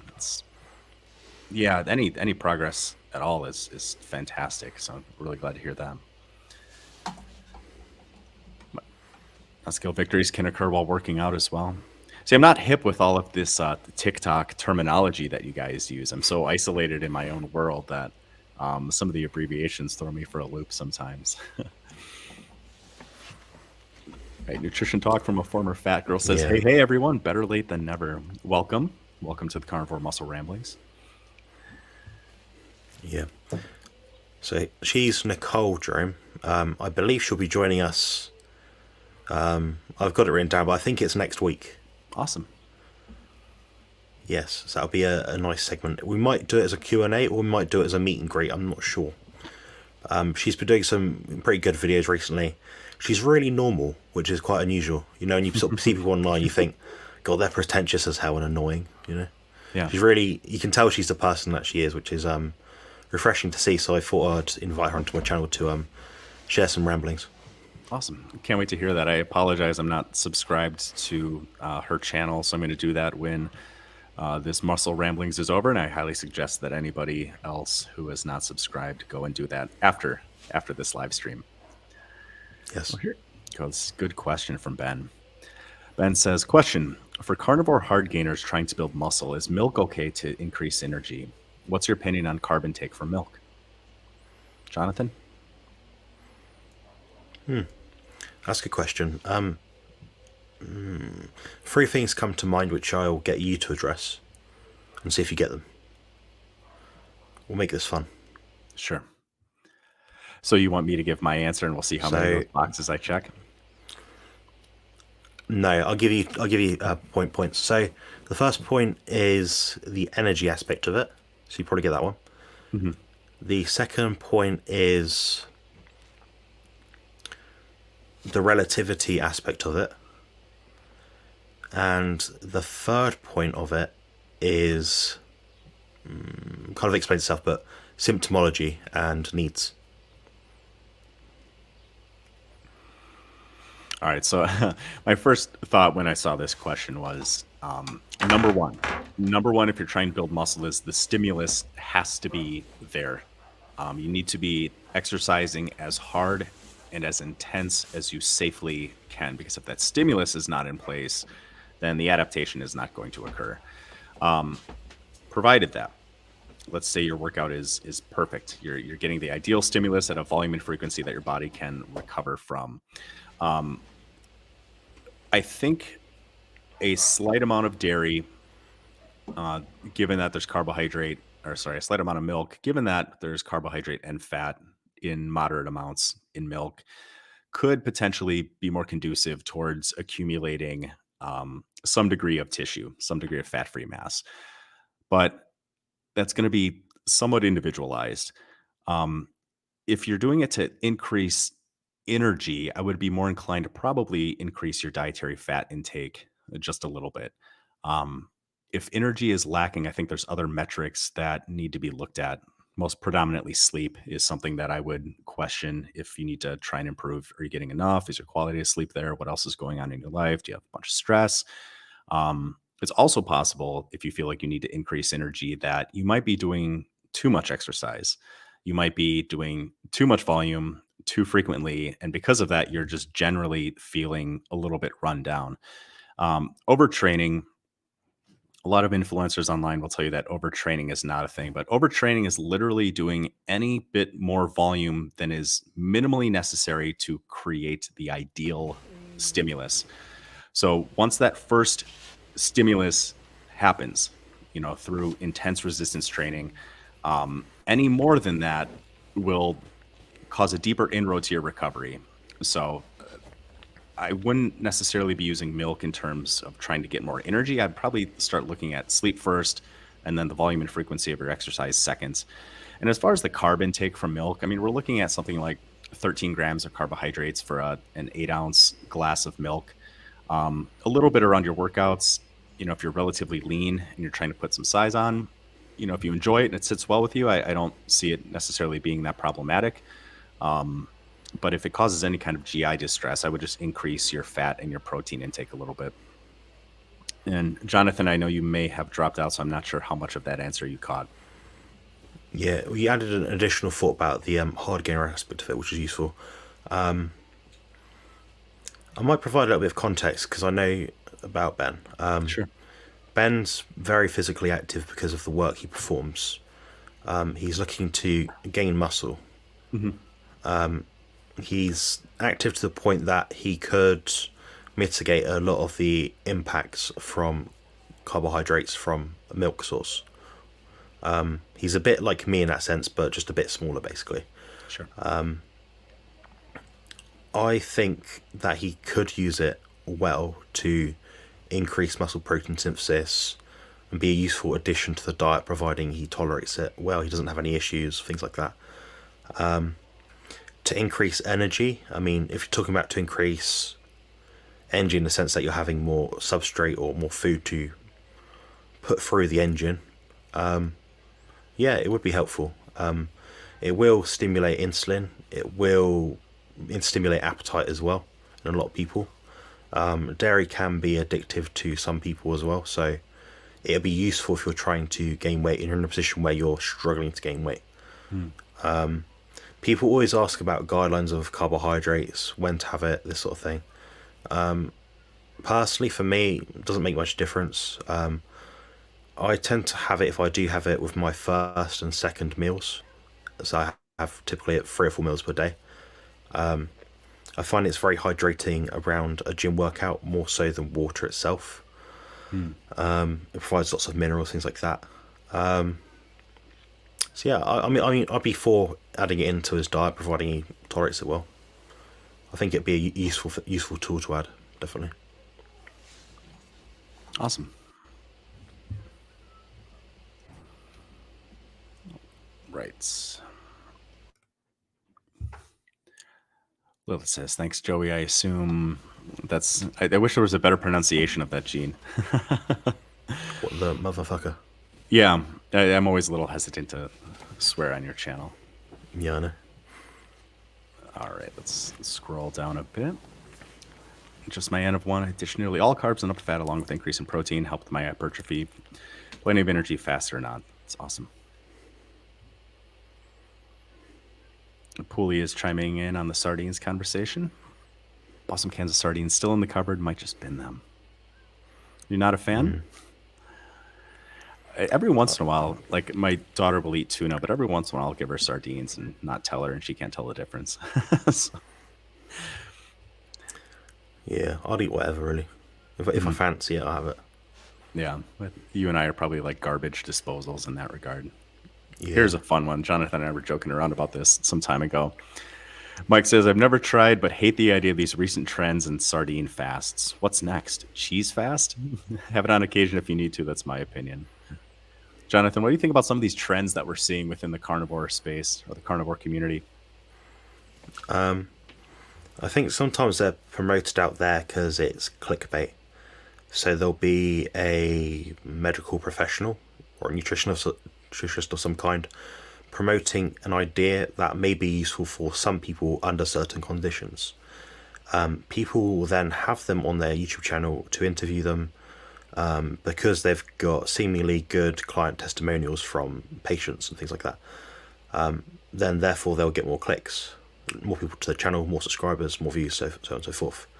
But the thing is, these people market it in a way that it's useful for everyone and it's indicated for all people. So what you'll notice with me, when I interviewed, I'm trying to think now, I interviewed Coach Raymond and Deck, and I asked them about priming. I asked them specific questions. I didn't just let them talk. I said, I want to know in this interview, just so we're clear here, I want to know why, what, how, when, who shouldn't do it. They're very transparent. So I got all the answers I want, so people could watch the video and make their own decision. So I wasn't being irresponsible. And the same thing's true when I interviewed Coach Emily Harvo and Coach Raymond again to ask them about fat fasting. Asked them who, what, why, when, how, who shouldn't, So I got a gist of why it was useful, why it wasn't useful. They gave me their honest opinion, their experience. Funnily enough, what I experienced was counter to that when I have different responses from people that I speak to. In most cases, people that prime get fat and don't breach their goals. Most people that fat fast don't sustain it and end up binge eating on protein. What does that tell you? I mean, you're trying to reinvent the wheel. These things are useful tools in certain conditions, but I think for the most part people don't need to do them. They just need to practice better discipline and better consistency. And it sounds very maybe nonchalant or a bit passive aggressive, but people aren't consistent with their diet, and I know this because I speak to people. They're not. So I think that's the biggest factor here. I think adding in these things to the mix can oftentimes lead to a negative end result. Yeah. And I think of a trend recently that started to fall off a bit where people were eating a stick of butter a day, and it worked very well for some people to lose weight. Some people were able to get some healing out of it, but there's a lot of people that were starting to get fat eating a stick of butter a day too. And Jonathan has spoken with a number of them. There's no one size fits all within carnivore. And this was one point that Jonathan, during the Carnivoreathon yesterday, made, that while most people will fall into general guidelines that work very well for a lot of people, Jonathan himself is an example of a carnivore that needs significantly more protein than most people on the carnivore diet. I don't need to eat nearly as much protein as Jonathan, and that if I ate the way Jonathan did, I would probably have some distress from consuming that much protein. The nitrogen is a little bit of a diuretic, and it would probably just flush my system, and I would have some at least acute issues. Anybody making a kind of one size fits all recommendation, you should probably at least take one or two steps backwards from. Take their information at face value for what it is. But recognize that any advice that somebody gives you within carnivore is just a starting point, and then you will have to make adjustments based on how your body is responding. And even Jonathan and I mean, Jonathan's a multi-year carnivore now. I'm a 5-year carnivore. We still make adjustments on our diet because as we're going through different periods in the year and different goals that we have, trying to build muscle, trying to lose fat, trying to have a little bit more energy, better sleep, maybe we're sick. There are acute changes in our diet that reflect that. So any kind of trend, just be a little weary about it. And I get it. It's great marketing, and it's fun for me having been in this community as long as I have. I can see one influencer or doctor suggest an idea, and then you can kind of see everybody else start posting it. You can see it spread throughout the carnivore space. And it's kind of fun to watch, but at the same time, I always end up shaking my head a little bit. Yeah. Mike's idea about a cheese fast. I don't remember what the actual thing was, but Jonathan and I were jokingly suggesting doing some kind of crazy single food based fast. Do you remember what that was? I think it was an egg fast. Was it? Yeah. Maybe. Yeah, it might have been. It would have been something I could actually do. Yeah. Well, now the price of eggs is back down to closer to normal. At some point, I'll have to try Vince Duranda's 36 egg a day recommendation. But I like Rick's suggestion best here. How about an iguana fast? What do you reckon? It's like chicken, isn't it? How much meat do you get off of one iguana, though? I mean, even if you're breaking it down, I imagine that, at best, it's maybe like a rotisserie chicken. Probably not a lot. Yeah. Probably quite scaly. A lot of manual labour to get into a piece of iguana, I think. Yeah. But for those who don't know, the iguanas have conspired to try and kill Rick with coconuts, so I feel that he's justified in using them as a source of protein. Yeah. Survival of the fittest. We've got some sardine talk. Sardines are like camembert cheese. They smell worse than they taste for sure.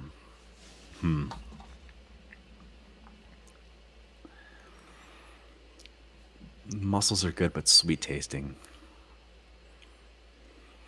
A lot of talk about food today. This must be right around everybody's lunchtime.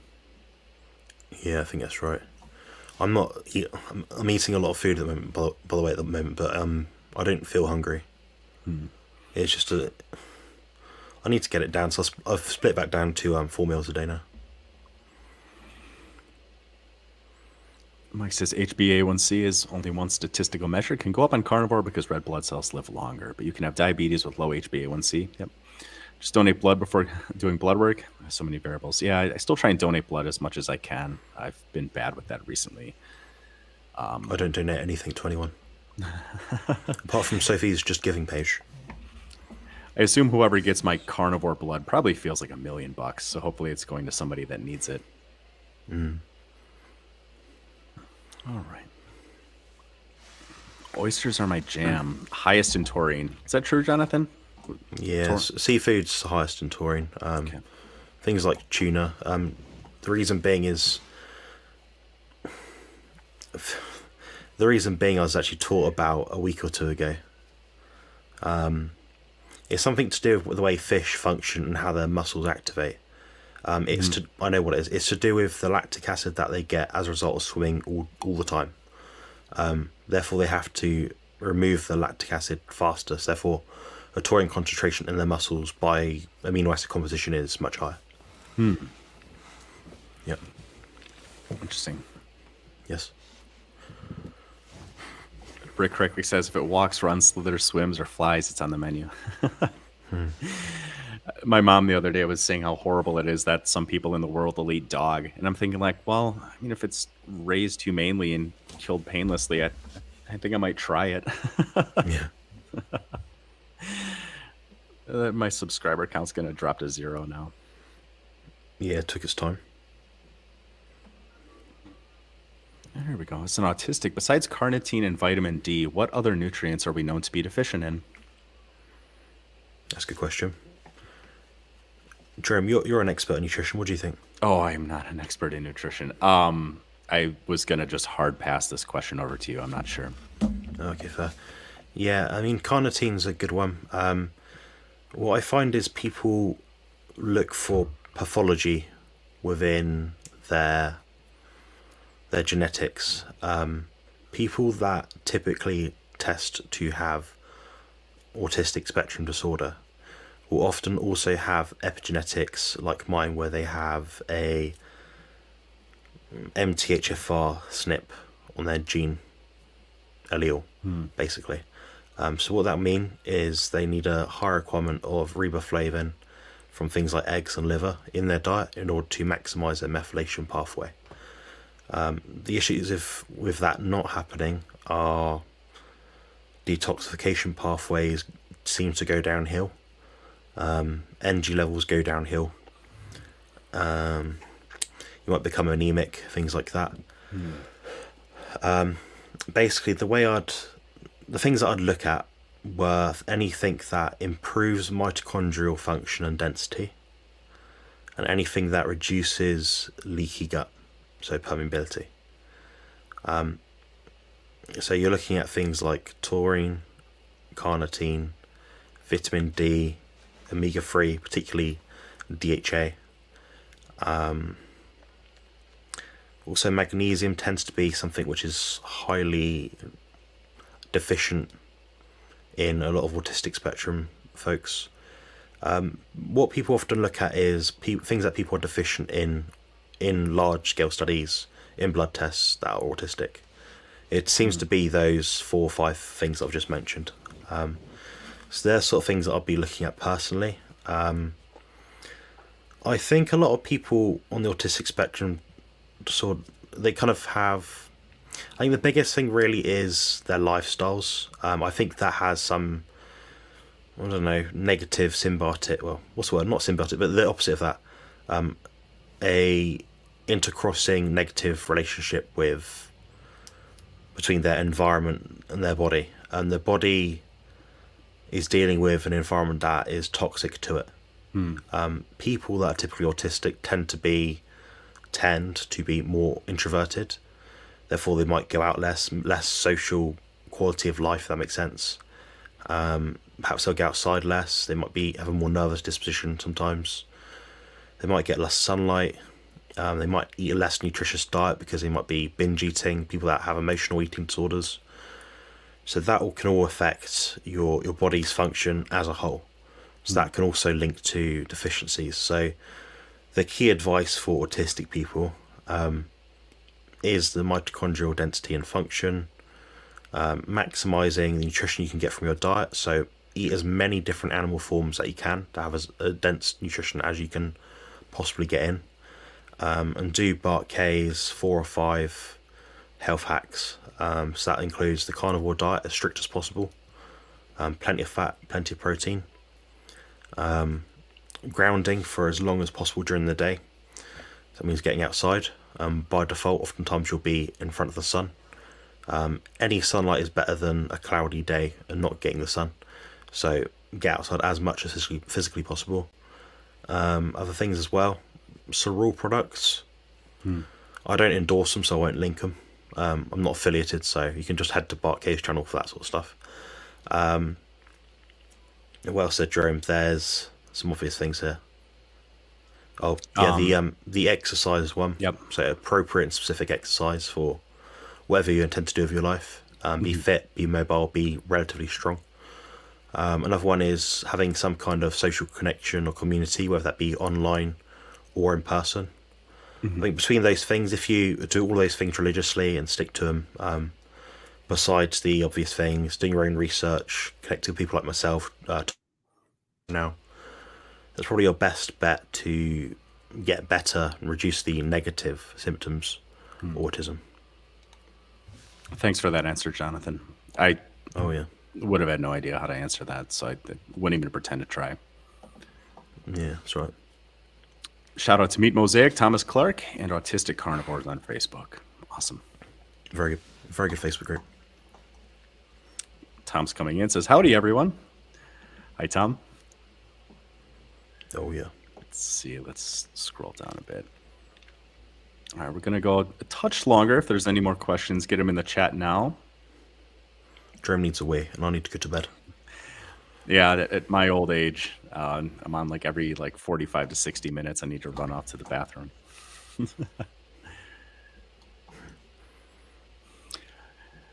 Tom says, Stephanie Pearsons and I were at odds over the stick of butter per day issues. Doesn't work for everyone all the time. Yeah.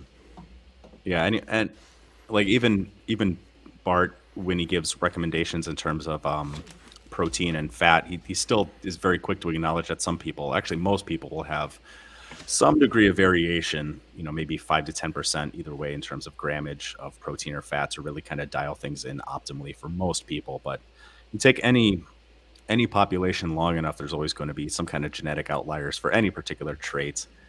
And some people respond really well to the stick of butter a day, other people not so much. Tom says, I tried to do 36 eggs a day and it was a logistic nightmare. See, I thought about when I eventually will do this experiment, just going to Costco and buying the 5 dozen eggs and just loading up my fridge. But then even then I would still have to go to Costco every 2 to 3 days for more eggs. So I can imagine, especially if you're trying to buy, the highest quality eggs you can reasonably afford. It could be a real nightmare to source that out. Yeah, I've got to get my own eggs when I'm back at my own house. It's a real pain in the backside because it involves me walking 6 minutes down the lane on a Saturday morning.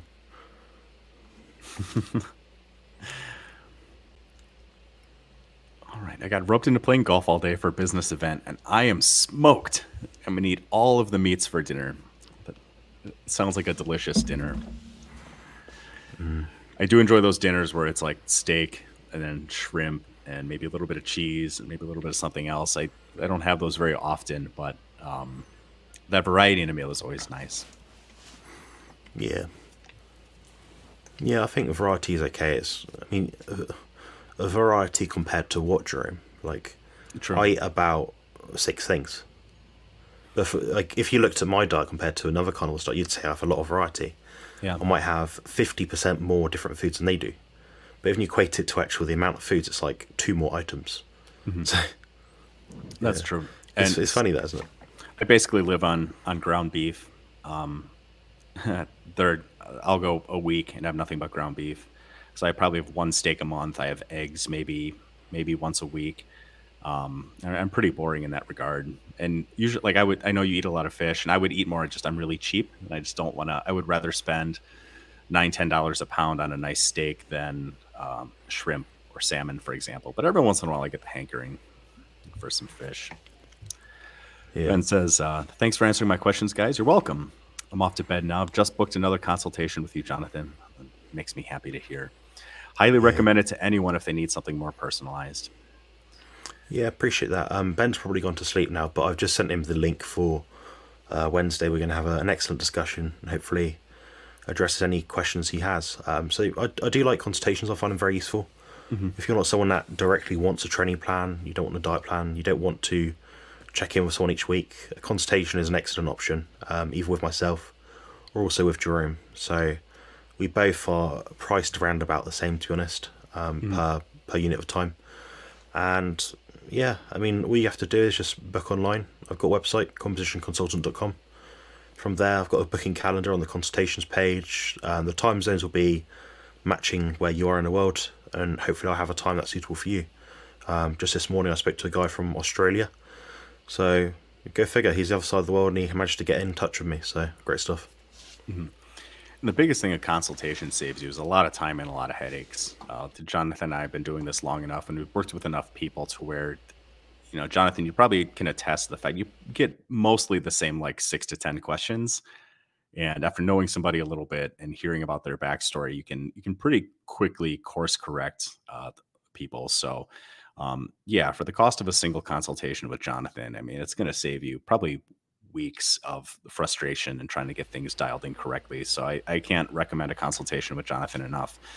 And if I can be so selfish as to plug our project that will be starting in a few weeks, I will be getting ready for a bodybuilding show, and Jonathan is going to be coaching me, and we will be putting much of the coaching process online for you guys to see in here to get kind of a behind the scenes view of not only what goes into a bodybuilding competition, but more pertinent to you, what goes into coaching with Jonathan and the amount of individual care and attention that goes into that. And if I can get bodybuilding lean with my schedule, and Jonathan knows how crazy my schedule is right now, then I have full faith and confidence in his ability to help anybody out there listening achieve their physique or their health goals.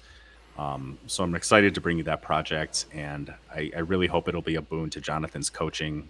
If there's anybody online that deserves more coaching clients and respect with the amount of work that's put into it, it's definitely you, Jonathan. So I can't highly recommend you enough, and I'll try not to let you down as your client. I appreciate that. Thank you. Yeah. I never ask too much from clients. I always make sure if I was in their situation, given the time scheduling that they have, the physical ability, the capacity they have to do certain tasks, I might ask of them, whether it be in the gym or in the fridge. You can be rest assured I'll be able to do that myself in their situation. So I have been through it, so I do know what it's like to varying different degrees. I've been contest shape, and I've been slightly chubby, so I know how it is to get from A to B. So it'll be a good project to work on in the coming weeks. All right, so I think I'll give you guys one more minute to drop any more questions, and I'm going to skip past some of these. Jonathan correctly said I'll have to take a wee soon. It's getting late for him. I do want to cut this off soon. Now is last chance, 60 seconds to get any more questions in, but I'm going to skip some of these comments. We'll go straight to questions.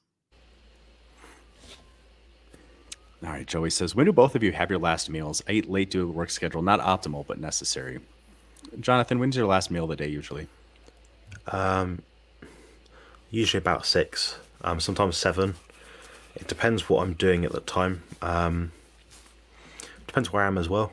Ideally, it's about 6. I think 6 for me seems to be a good time. I think the best way to eat overall is eat within daylight hours. Eat in a way that allows you to perform your gym sessions as you need, so you're not stuffed. And outside of that, perhaps just make it so that you feel like you're safe. So you never really want to be hitting that, like, oh, I'm not eating enough, when's my next meal sort of feeling. You shouldn't be having that feeling as a carnivore dieter, at least for 3, 4, 5 hours. Myself, I can go probably 6, 7, 8 hours without food, without any kind of inkling of hunger, personally. My goals right now are to gain muscle mass, so I'm a bit more concerned about very consistent, accurate tracking, eating enough food, and never being deficient at any given point. So that's what I'm trying to achieve right now, but my goals are a bit bizarre. I'm trying to achieve my most amount of muscle mass that I've ever held in my body, so that's going to require even more due diligence than it would have in the past. What about you, Jerome? When's your last meal? Usually between 5 and 6. It's kind of dependent on my schedule. So a lot of these days here in my personal training studio, I'm here till about 5, go home. And if I have my daughter that day, then I'll just cook dinner for the both of us right when we get home. If I don't have my daughter, I'll probably push that back a little closer to 6. Get home, kind of decompress a little bit, plan the next day, and then make some dinner, turn some music on. Right around 6 most days. But I have had big meals later at night, and to me it never messed with my sleep. I know some people a big meal right before bed will kind of jack up their sleep a little bit, but I never had that issue. Yeah, I think for me it depends how stuffed I am. Just at the moment, because of the quantity of food that I'm eating, it seems like a lot on my stomach. So for me, I could have a meal before bed, providing it's small enough. It's more about the volume. You know, you're lying on your side. Like me, Jerome's quite a broad gentleman, heavily muscled. So lying on your side, not being able to breathe well because your stomach's up here, then it's not easy, guys. So yeah. Your food before bed has to be in sync with what your recovery is aiming to be like, I think. Jonathan, you may know this one. Is there enough CoQ10 and beef or lamb heart to go out of my way to eat it often? Yeah, there's not an awful lot, to be honest. Which actually sounds a bit bizarre. You know, if you Google it, there's a lot of CoQ10 in beef, lamb, and heart. It's more about what Harry Sopanos is his claim to wording, but it's the matrix of food itself, the food matrix. So CoQ10 alongside the cofactors in that ratio are optimal for health and different purposes. When you look at the effects of things like CoQ10 to the human body, as it pertains to diet, health, recovery, things like that, people typically use things like CoQ10 to mitigate the negative effects of chronic fatigue syndrome. They'll often use that alongside of a stack of things like carnitine, which we mentioned earlier, which is also very high in beef and lamb heart, funnily enough. So as I said, it's the complex of food itself which makes the biggest difference.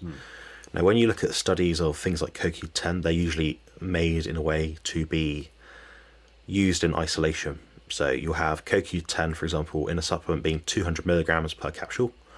The recommendation might be perhaps 1 to 3 of those capsules per day, but it doesn't have the additive antioxidants of effects of different other compounds within heart itself. So that's why CoQ10 will appear lower by milligram in CoQ10 than supplements, but it's still just as beneficial.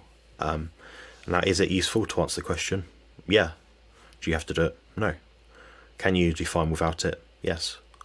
So I think, if someone's got a severe issue, like maybe you've had chronic fatigue that's seemingly not gone away with a carnivore diet, they've been doing it for a while, add something like that in. It might be that key you need to just unlock a bit more health benefit, perhaps. Since we talked about it earlier, Victoria correctly points out that Dr. Elizabeth Bright said that 1 pound of ground beef and 1 stick of butter a day provided 80-20 fat to protein macronutrient ratios, and that's kind of the etiology of that recommendation. So some people took that and misconstrued it to think they should just be eating a stick of butter a day. So thanks for that point of clarification, Victoria. All right, last question. How does arterial calcification reverse? How do I explain this to my clients? Seem to think it must be done by non-carnivore means like apple cider vinegar, plant-based things, etc. To my knowledge, calcification largely occurs in the first place due to damage in the arterial wall, which in a lot of ways can happen from glycation. There's the principle of chemistry that like dissolves like. Elevated blood sugar will essentially partially dissolve the glycocalyx part of your arteries. LDL transports cholesterol to the site of this potential damage to try and help repair it. And then the calcification occurs kind of like a Band-Aid or a scab to allow the healing to take place. And when that's supposed to go away, largely with vitamin K2, and I forget the other essential nutrients that help remove that plaquing. But I believe that's a loose summation of kind of what causes some of the inflammation, the plaquing, and the removal of the plaquing. I'm sure Jonathan will have some insight here. Yeah, so you rightly pointed out the effects of K2. The one that we're looking at for specifically this is MK4, menaquinone 4. There's been studies in Japan where they've reversed successfully cases of arterial calcification to the point that someone no longer has the same issue and doesn't have as a high risk. What it does is it draws away the deposits within the arteries. I say the deposits loosely because there are several things. It's not just one thing. Jerome also rightly said it's the cholesterol particles which are trying to heal, repair the effects or the negative effects happening within the arterial endothelial kind of lining itself. Now, cholesterol, if you look at its impact when it comes to calcification, it's around 1 or 2% of the plaque itself, something very minor. Yet people are suggesting the use of statins to get rid of it. So people are suggesting something which is entirely contraindicated to human health in a number of different ways, and something that should actually promote several disease states to reduce something in the body which may make up 1 to 2% of plaque. That's daft. But that's not what you asked the question. The question is, how does it reverse the calcification? The K2, which is what we're mentioning, it pulls the foam cells away from the wall of the wall of the interior vessel itself, the artery itself. Mm-hmm. The way it does that, I'm not exactly sure. It does it in such a minute level which is beyond what the eye can see, so I couldn't really underpin the mechanism behind it. But I know it does work. The recommendation for that is around 5 milligrams per day, scaling up to 45 milligrams per day. But if you're going to use anything like that, bear in mind if it is either soft or hard calcification, that will affect the supplementation that you'll be using. If it was hard and you're deplaquing, so to speak, you'd want to be doing that very slowly, but also putting in some extra calcium in your diet through that. That will therefore prevent it from having basically sharp edges and puncturing holes through your arteries, to say it very, very blankly. So there's a dose-dependent response and there's a situational-dependent response as to how you'd go about reversing it. Now things like the plant-based stuff, the apple cider vinegar, bit of waste of time. You're not going to be able to perform a study where you're going to measure apple cider vinegar content within arteries to identify how it's reversing calcification. It's not going to happen.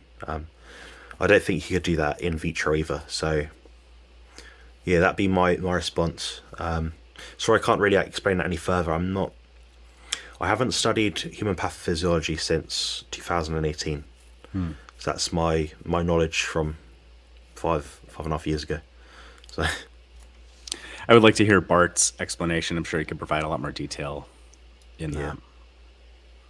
Yeah, like Joe just rightly mentioned, yes, be careful. That's why I say there's a dose-dependent response. It depends on your variables, so if it's soft or hard calcification. Harry Spence does have protocols which you'd use for it. He has had heart issues himself. He's probably top 2 people I'd go to in the carnival space to ask about this sort of thing. Then you'd also ask Bart as well. The other person is Philip Ovadia, but he's more interested in the surgery side of things and preventative medicine rather than getting rid of it after the fact. So yeah. Oh, the button's not working. Nope. Thank you both. That was such a great explanation. Probably one last comment here. So tired of seeing apple cider vinegar as the cure for everything. Yeah, that's one that's been around for a long time and probably will never die. But yeah. Excellent. Well, I want to thank everybody for their time and for their questions today. If you ever have even considered a consultation with Jonathan, I highly encourage you to book a consultation. Not only can you get your questions directly answered, but it'll save you a lot of time. It'll save you a lot of headaches. And because it'll save you both of those, it'll probably save you more money than you'll spend on the actual consultation itself. So if you've ever even thought about it, book a consultation with Jonathan. Also want to give a plug to our Carnivore Crew Facebook group. It's 15 British pounds a month. It's open-ended. You can join or leave anytime, but it's a great way to get coaching light. Between Jonathan and I, one of us is pretty much always on there. We're happy to look at workout footage, answer questions. Same kind of thing for less than most people spend in Starbucks every single month. You're getting a lot more time and attention than you can on live Q&As like this. Is there anything you want to add to either one of those, Jonathan? No, I highly agree with your statements. I think it's the ultimate carnivore bodybuilding advice situation. So between Jerome and myself, we both offer something that anyone watching this channel probably needs. And they might not even realise it yet, but if they're trying to build their body, gain muscle, lose fat, we can provide them with advice and save them a shed load of time. Excellent. Well, thank you again, everyone, for your time. Hope everyone has a beautiful day. Jonathan can finally get some rest. I can run to the restroom before I have an accident. And be sure to join us next time for Carnivore Muscle Ramblings number 40. Have those questions ready, and we will talk to you guys then. Cheers, guys. Take care. Bye.